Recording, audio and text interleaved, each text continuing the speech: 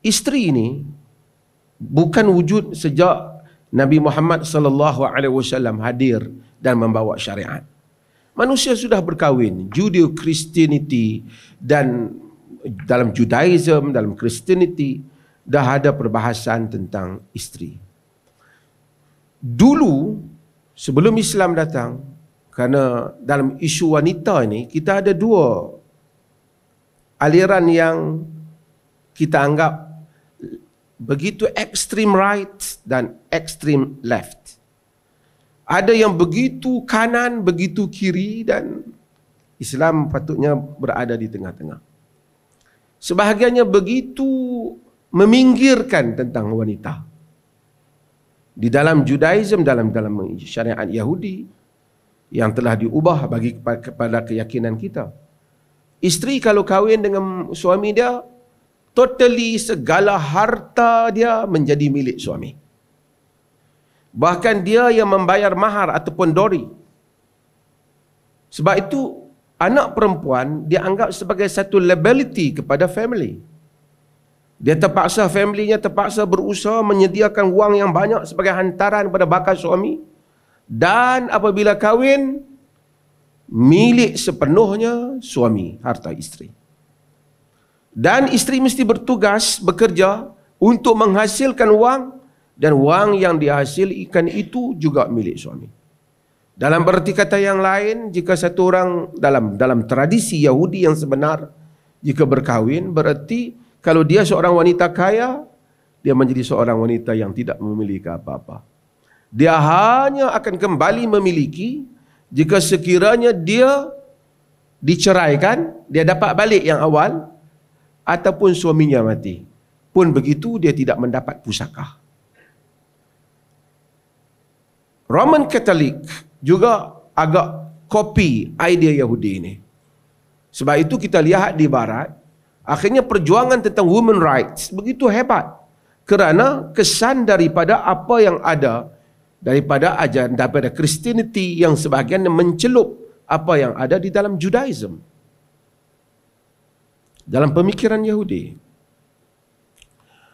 Bila berlaku kebangkitan terhadap menuntut hak wanita, di dunia Barat dan berlaku juga dalam dunia Islam, disebabkan kerana sebahagian masyarakat Islam di Afrika, juga sebahagian negara-negara Arab yang akhirnya bukan berpegang kepada syariat itu, tetapi berpegang kepada tradisi kaum mereka.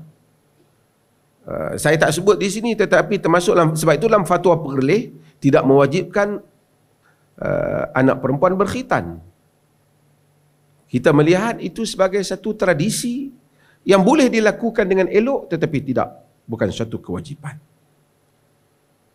Kita melihat, dan kita akan lihat, kita cuba membedakan apa yang menjadi tradisi kaum dan apa yang menjadi sesuatu yang dikendaki oleh syarak. Dan ini panjang perbahasannya.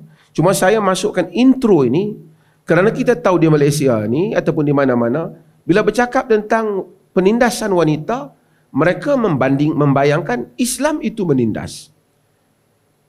Tetapi Islam memberikan hak wanita, isteri di dalam Islam tidak hilang haknya. Dia memiliki hartanya, bahkan suami tidak boleh mengambil hartanya, bahkan suami tidak boleh menyuruh dia bekerja untuk mengaut keuntungan daripada pekerjaannya. Itu pilihannya, dia bukan hamba suaminya. Dia ada peruntukan harta pusaka di dalam Islam.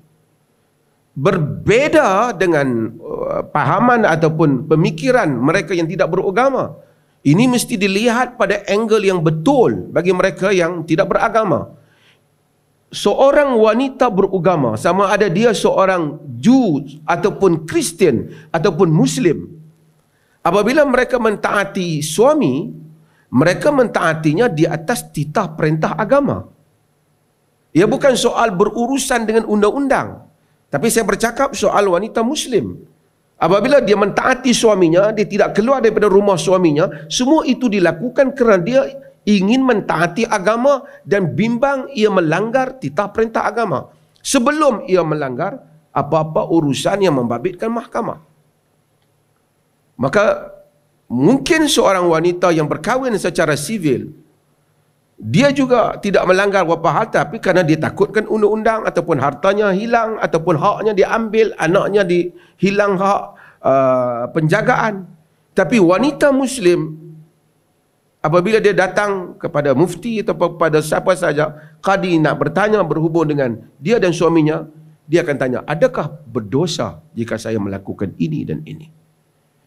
Soal merasakan kewujudan Allah dan hukum Tuhan di akhirat kelak sangat penting dalam elemen kekeluargaan. Itu bedanya.